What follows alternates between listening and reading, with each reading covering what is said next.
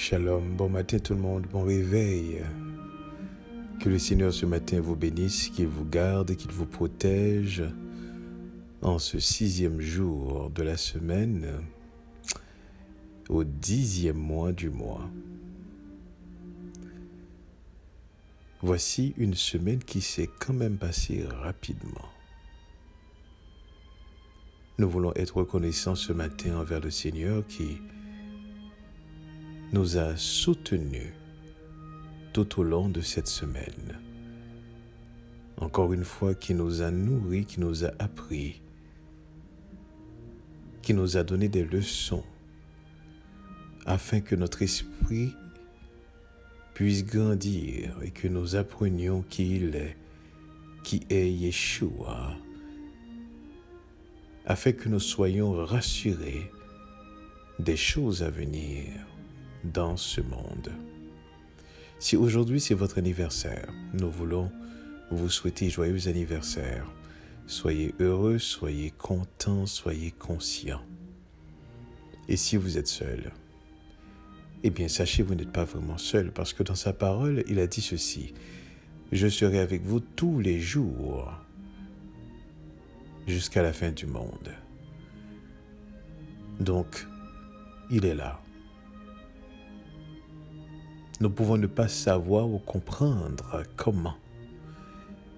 Mais une fois qu'il a délivré une promesse, il est le garant même de ces promesses.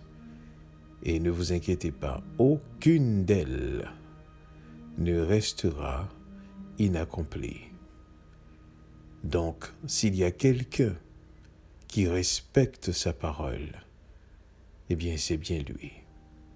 Il n'y a rien qu'il dit, ça soit quelque chose de gratuit, c'est-à-dire, ce n'est pas vrai, ou il y a une justification quelconque, une raison pour laquelle il n'a pas pu accomplir ses promesses. Écoutez bien ceci, à chaque fois que vous voyez que Dieu prend un engagement solennel à lui-même, il respectera cela. Si par exemple c'était une promesse conditionnelle, eh bien là, ça aurait été autre chose. Parce qu'il faut d'abord accomplir une condition avant que cette promesse puisse être accomplie. Mais ici, il a dit « je serai avec vous ». Il n'a pas conditionné sa présence, si ce n'est tout simplement que vous soyez sien. Donc, tant aussi longtemps que vous lui appartenez, c'est-à-dire vous avez une relation avec lui, eh bien, il est là. C'est pour cela que je vous dis, même quand vous ne ressentez pas sa présence, même quand vous ne comprenez pas sa présence, même quand vous ne saisissez pas sa présence, même quand vous n'en êtes pas conscient, il est là. Il est toujours là.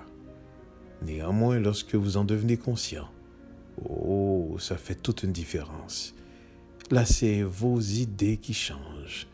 C'est vos pensées qui ne sont plus les mêmes.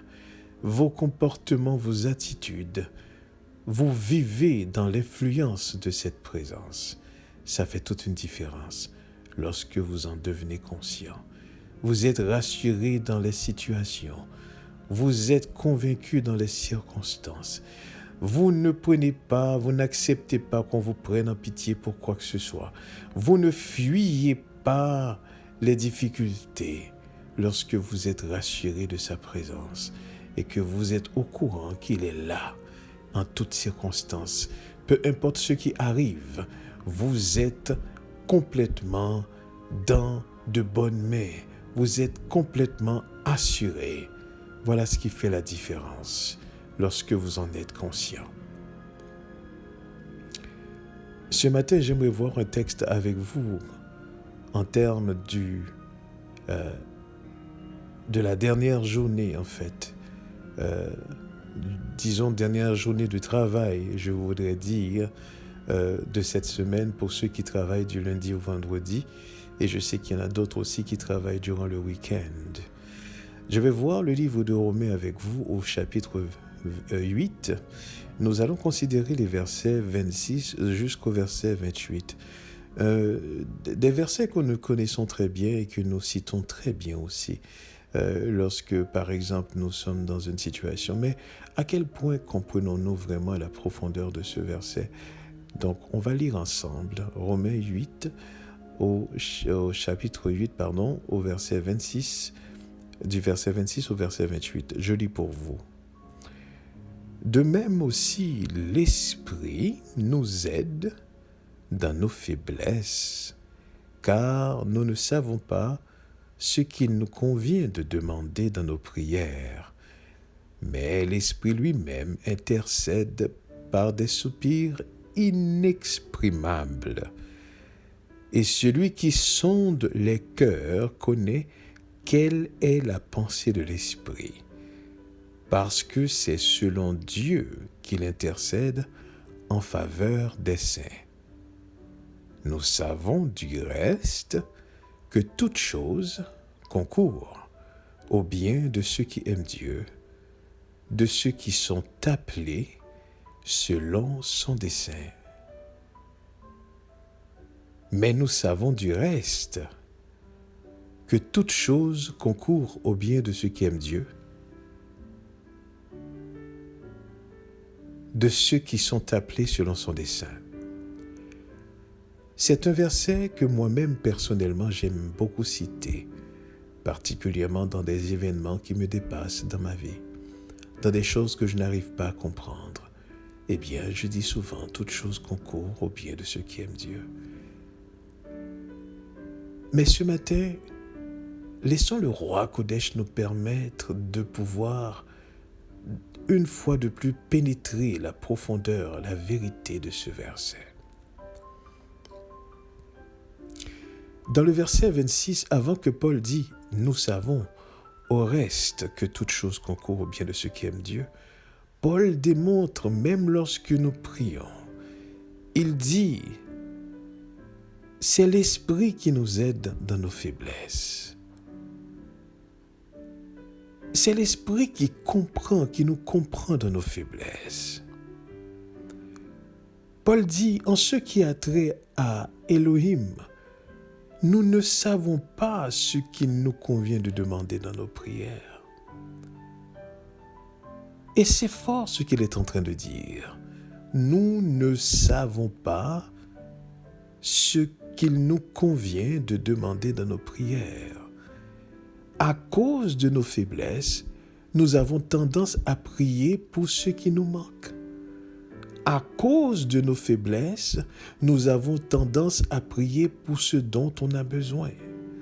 À cause de notre faiblesse, nous avons tendance à prioriser les choses que nous sentons que nous devons avoir. Et cela fait de sorte que, nous ne savons pas ce qu'il est convenable de demander dans nos prières. Mais l'Esprit lui-même, intercède pour nous devant Elohim. Un petit peu à la manière d'une mère qui connaît son enfant. Et puis, l'enfant, effectivement, dit quelque chose, balbutie quelque chose. Et vous êtes là, vous ne comprenez pas. Et la mère vous dit, mais regardez, non, c'est ce qu'il voudrait dire. Voilà, c'est ceci, c'est cela qu'il veut dire. Voyez-vous, la mère est capable de capter l'intention de son enfant. Elle est capable de comprendre les moindres expressions inexplicables, incompréhensibles. Mais elle est capable de pouvoir les interpréter. Et vous dites effectivement, qu'est-ce que ça veut dire? Avant que nos prières soient montées vers Elohim, l'Esprit filtre et fait de sorte que ces prières puissent monter et exprimer le tréfonds de nos cœurs, parce que nous ne savons pas ce qu'il convient de demander lorsque nous prions. Et par la suite, étant donné que celui qui sonde les cœurs, dit Paul, connaît quelle est la pensée de l'esprit, alors c'est à travers l'esprit que nos pensées sont exprimées envers Elohim. Parce que, écoutez bien ceci, et c'est là toute la différence. C'est extrêmement important, la suite justement du verset 27. Il dit, parce que c'est selon Dieu qu'il intercède en faveur des saints. Donc, comprenez bien, ce n'est pas en fonction de la faiblesse.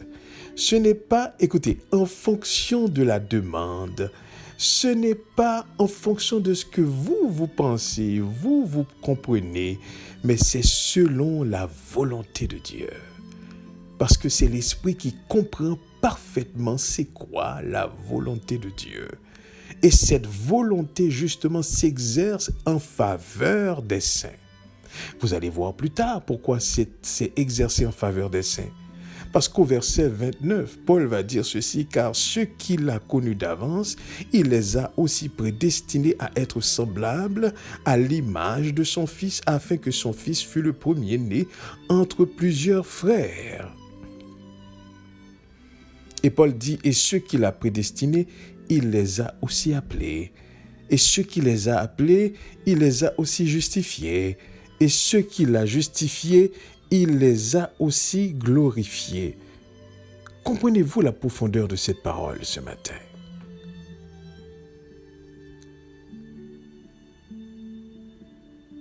Donc, l'Esprit, lorsque nous prions dans nos faiblesses, lorsque nous formulons nos demandes,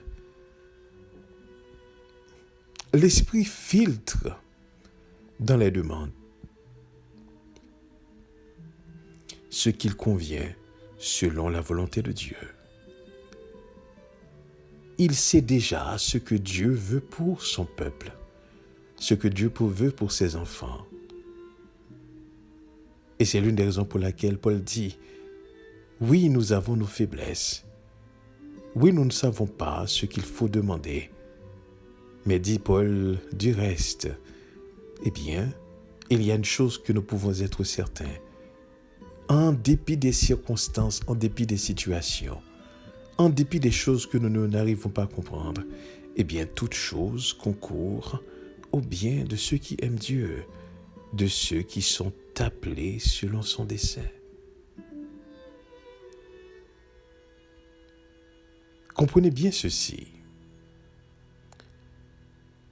Les circonstances de votre vie n'est pas au hasard. Les situations qui arrivent ne sont pas au hasard.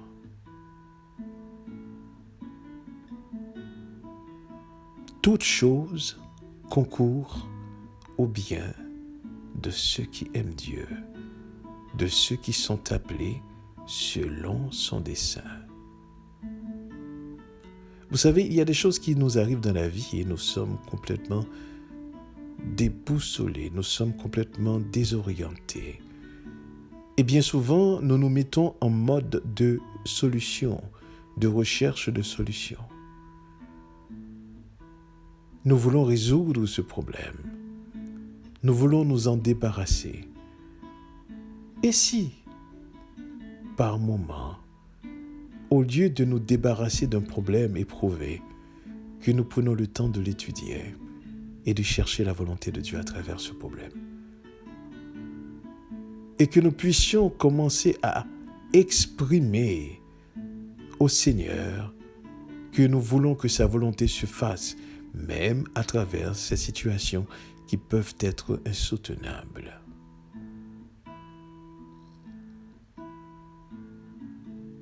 L'enfant de Dieu ne peut voir les situations de la même manière que les autres. Parce que le monde, quand ils ont un problème, ils se mettent automatiquement en mode de solution. Parce qu'ils ont peur. ils projettent dans leur esprit, cette situation projette dans leur esprit, eh bien, le pire. Mais nous savons du reste que toute chose concourt au bien de ceux qui aiment Dieu. L'exemple qu'on peut prendre de ça, c'est Joseph même. Séparé de sa famille, vendu à des étrangers, étant lui-même étranger dans un pays étranger. Il a été faussement accusé. Il a été mis en prison, trahi par des amis, des personnes sur qui il comptait. Mais malgré tout ça, toute chose concourt au bien de ceux qui aiment Dieu. Et ce qui est extraordinaire avec l'histoire de Joseph, il est dit, eh bien, le Seigneur était avec lui, l'Éternel était avec lui, parce qu'il était fidèle dans la voie de ses pères, dans la voie qu'il avait appris de ses ancêtres, de son père Jacob. Donc comprenez bien ceci. Oui, les circonstances sont là, mais toute chose concourt au bien de ceux qui aiment Dieu. Donc le malheur n'est pas un malheur dans la vie d'un enfant de Dieu. Les circonstances malheureuses ne sont pas malheureuses dans la vie d'un enfant de Dieu. Les manquements ne sont pas manquements dans la vie d'un enfant de Dieu. Peu importe où est-ce que vous vous trouvez présentement et dans quelle situation que vous vous trouvez, vous avez des rêves, vous avez des besoins, vous avez un problème quelconque. Des fois, vous pouvez même vous questionner pourquoi moi. Il y a des choses que vous aimeriez faire, peut-être que vous n'arrivez pas à faire. Mais toute chose concourt au bien de ceux qui aiment Dieu, de ceux-là qui sont appelés selon son dessein. Donc rien n'arrive au hasard dans votre vie. Il n'y a rien qui arrive au hasard. Vous n'êtes pas le résultat des circonstances. Vous n'êtes pas le résultat d'un plan humain. Ce n'est pas la faveur d'un homme, d'un pays, d'un gouvernement, d'une nation, d'un parent, d'une famille, d'un ami, d'un mari, d'une femme, d'un enfant que vous êtes où vous êtes. Mais toute chose concourt au bien de ceux qui aiment Dieu. Nous devons plutôt être préoccupés par l'idée « aime ton Dieu ». Et pour ceux qui, effectivement, ne peuvent saisir quelle est la profondeur de leur amour pour Dieu, eh bien, Paul ajoute ceci, de ceux qui sont appelés selon son dessein. Donc, d'un côté, cela vous concerne, en rapport avec votre amour, toute chose peut concourir. Mais aussi, si vous êtes appelés selon son dessein, eh bien, toute chose concourt au bien de ceux qui aiment Dieu et de ceux qui sont appelés selon son dessein. Voyez-vous, êtes-vous appelés? Donc, vous n'avez rien à craindre. Aimez-vous Dieu? Vous n'avez rien à craindre. Parce que toute chose de votre vie, toute chose dans votre vie, eh bien, vont concourir à votre bien-être. Maintenant, la question qu'il faudrait se poser, comment une maladie peut concourir à mon bien-être? Comment la perte, disons, d'un emploi peut concourir à mon bien-être? Comment la baisse de mon économie peut concourir à mon bien-être? Comment le fait d'avoir habité dans une maison et maintenant de déménager en appartement peut concourir à mon bien-être? Comment les manques de ma vie peut concourir à mon bien-être? Comment le fait de ma souffrance peuvent concourir à mon bien-être, les faits de ma souffrance?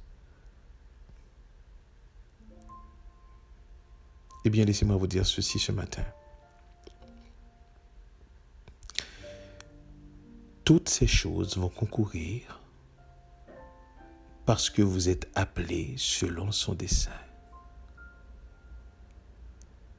De la même manière, la venue de Yeshua concourait au bien de ceux qui aimaient Dieu, n'est-ce pas?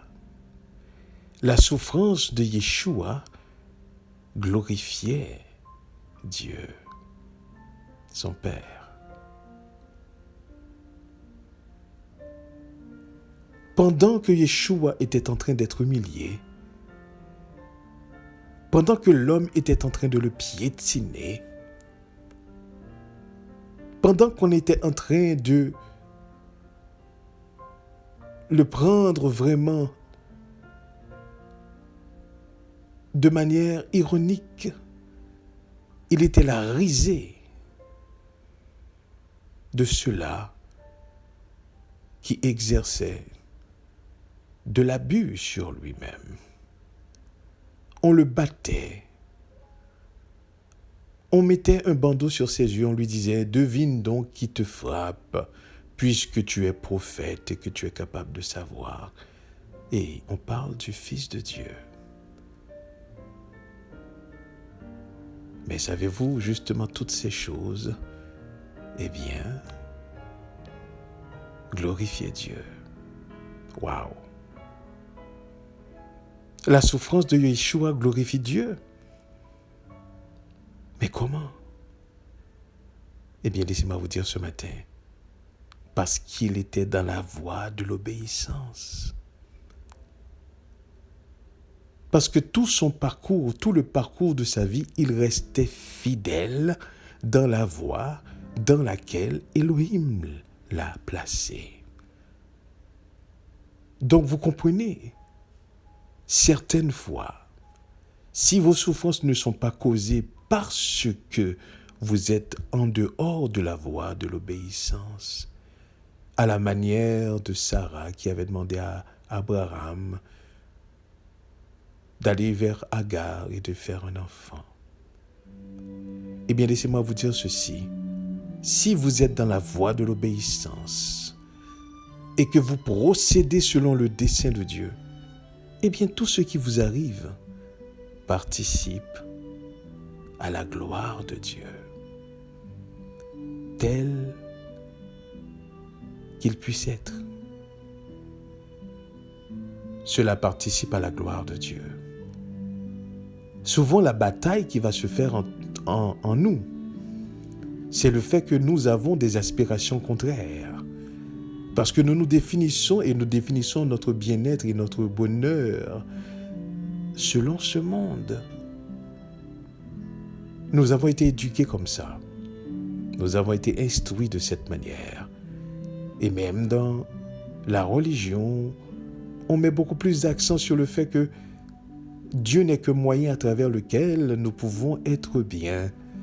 Donc, nous faisons ci, nous faisons ça, juste pour garantir notre bien-être. Nous ne comprenons rien.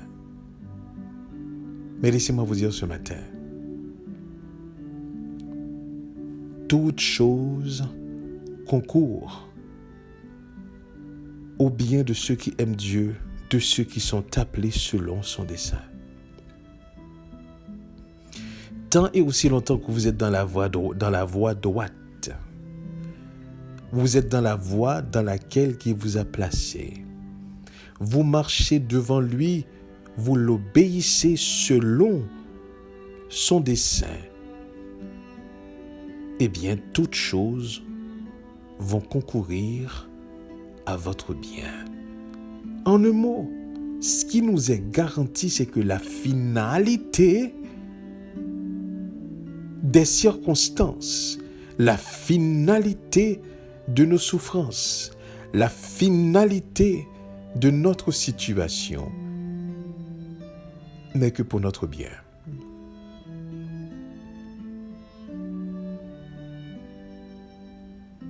Joseph vivait tout ça, trahison, méchanceté, haine, mais c'était pour concourir à le placer comme la deuxième personne la plus importante en Égypte. Et cette position a permis à d'autres de bénéficier, voyez-vous, non seulement pour lui-même, mais aussi pour tout un peuple. Toute chose concourt au bien de ceux qui aiment Dieu, de ceux qui sont appelés selon son dessein. Que ce matin nous puissions comprendre cette parole, que durant la fin de semaine, que nous n'ayons plus peur des circonstances, mais que nous nous rassurions que nous marchons dans la voie droite, dans la voie de l'obéissance. Et que notre tendance, la tendance de notre cœur, c'est que, écoutez bien ceci, Dieu est notre objectif. Nous voulons le connaître davantage. Nous voulons le servir davantage. Nous voulons nous rapprocher davantage de lui. Nous voulons le ressembler davantage. Que cela soit vraiment les objectifs que nous nous fixons au-delà même de nos besoins, au-delà même des situations, au-delà même des circonstances, au-delà même justement des priorités qu'on a. Que nous puissions prioriser Elohim sur nos priorités. Que nous apprenions à prioriser notre Dieu sur nos priorités. Car nous savons du reste que toute chose concourt au bien de ceux qui aiment Dieu, de ceux qui sont appelés selon son dessein. Pour nous, nous avançons dans le temps et les choses qui nous arrivent, eh bien, c'est nouveau. Mais pour lui, tout est déjà arrivé. Pendant que nous contemplons le cheminement, lui, il regarde déjà la finalité. Voilà pourquoi il nous rassure, restez dans sa voie. Ne bronchez ni à gauche ni à droite. Restez exactement où est-ce qu'il vous a placé, dans sa voie. Obéissez à la voix de l'Esprit en vous. Laissez l'Esprit intercéder dans vos faiblesses. Laissez l'Esprit lui-même, par des soupirs inexprimables, s'exprimer pour vous. Car toute chose concourt au bien de ceux qui aiment Dieu, de ceux qui sont appelés selon son dessein. N'ayez pas peur des circonstances. N'ayez pas peur des situations. Ne soyez pas abattus dans les difficultés. Ne vous sentez pas seul lorsque vous aimeriez vous exprimer et que personne ne soit disponible. Non. Tout ce qui arrive, arrive pour une raison bien déterminée.